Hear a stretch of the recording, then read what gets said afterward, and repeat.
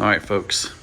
I recently installed this 12 volt USB adapter and a 12 volt socket into the Frunk in the vicinity of where the original one was placed when Rivian first came out. I've since got a lot of inquiries as to how it was done. People think it's a little bit too harder than they're able to handle. So we're going ahead and make this video and basically show how you go about installing that 12 volt. It's nothing professional. It should be short, quick, and give you everything you need to install it yourself. First things we did was we put the car in the lowest setting. That'll obviously make it easier for you to lean inside of the Frunk itself. And from there, we're gonna go ahead and get started. Okay, there's plenty of videos online that talk about how to remove the Frunk, and some of them might even go into a little bit more detail. But to save you having to bounce back and forth, first thing you're gonna do is you're gonna pull this trim panel out right here. It's fairly easy. You just wanna lift straight up and get some of these things to pop. I'd say the best thing you can do is just try and get them to pop little by little without pulling it too far up. If you get a good bend in here, then that's when you're more likely to break some of the snap points. But if you just kind of get your fingers under here and pull it little by little, then what you'll see is it basically just pops out. And you've got these pulls and snaps that kind of keep it in place. Do both sides. Start on one, work yourself to the other. And same thing on this side. Just kind of get it to start. And once you got it, you'll see this whole thing just pops right out, and you can just go ahead and set it aside somewhere. You also have this scoop here that basically brings the air into the cabin filter. It's just laying there pretty much, so you just want to grab it from both sides and kind of lift it up. It does have a sensor and a wire on the side, so best thing you do is just kind of set it up and out of the way and leave it. From there, I think it's best if you also take off this front panel right here. So what you want to do is just find a place to get underneath it, and same thing, you just lift it straight up little by little and you get the snaps to come out. And from there, just make sure you got all your snaps. You know, if you do break one, it's not a big deal. They just slide out to the side, and you can just buy these on Amazon and replace them. If you're missing one, it's not gonna be the end of the world. Now these side panels, you're definitely gonna wanna take the one on the right off because you're gonna be working there. The one on the left side, you can just as easily just pull the first few sections off. There's a bolt down here that you're gonna need to get to. And so once you get it off this far, that's pretty much all you need. However, on the other side, you're gonna be doing some work under here. So I found it easier just to go ahead and take the whole side panel off. Same thing, just work it little by little, slowly, so that you don't put too much pressure and bend it too far. And pop off the snaps, and then just go ahead and place this. All right, once you have the panels off and everything exposed, what you have to do is on the side of the Frunk, on both sides, there's a wiring harness that you have to disconnect. It's sitting right here. There's one on this side and there's one on that side.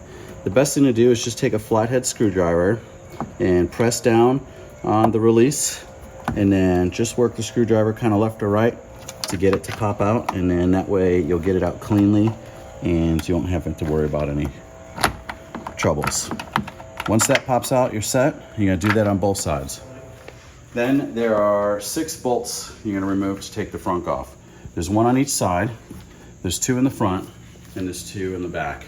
It's just a 5mm bolt. You can use whatever tool you have available to you. Just unscrew those 6 bolts and we'll go from there. All right, once you have the 6 bolts, 2 in the front, 2 in the back, and 1 on each side that are holding the Frunk in place, and you've disconnected the 2 wiring harnesses, 1 on each side, then you just lift the Frunk out.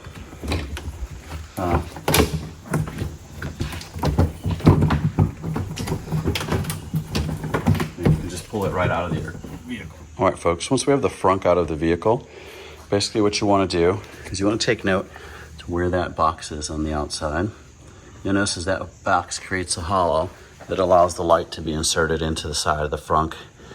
Along with that, there's going to be this wiring harness here. You find this wiring harness here that's got this soft grommet. You're able to pull on this and expose the wire for the light, and then this hollow that allows you to put some things through that hole.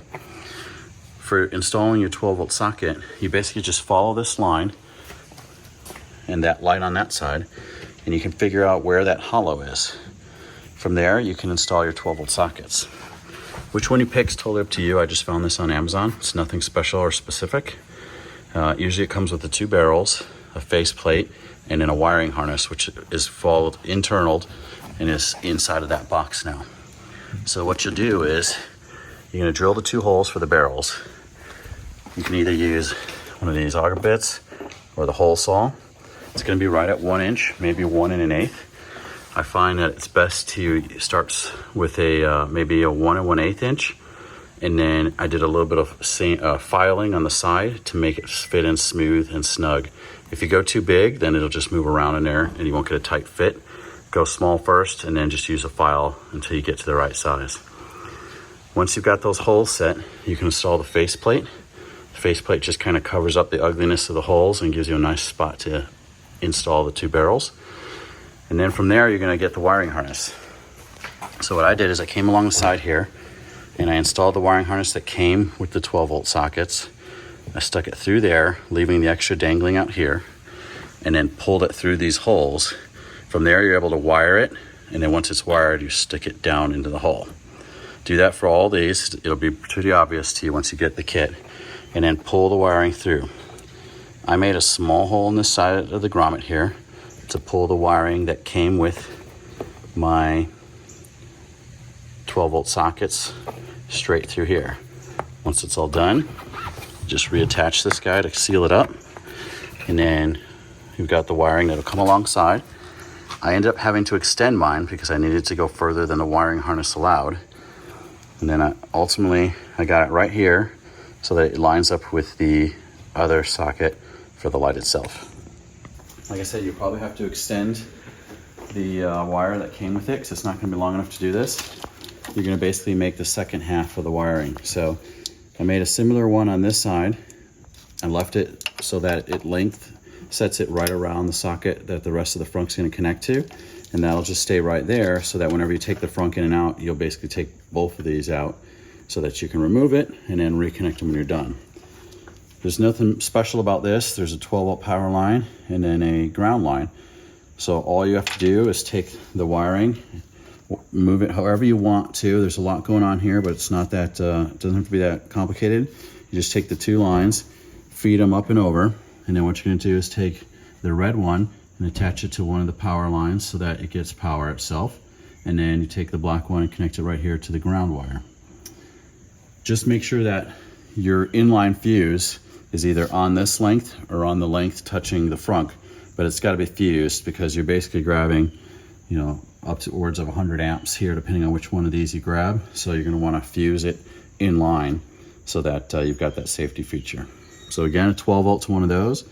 Then the ground wire goes on this piece right here. Loop it all through here so that you can connect it. And that's it. You got all the power you need to power your 12 volt socket.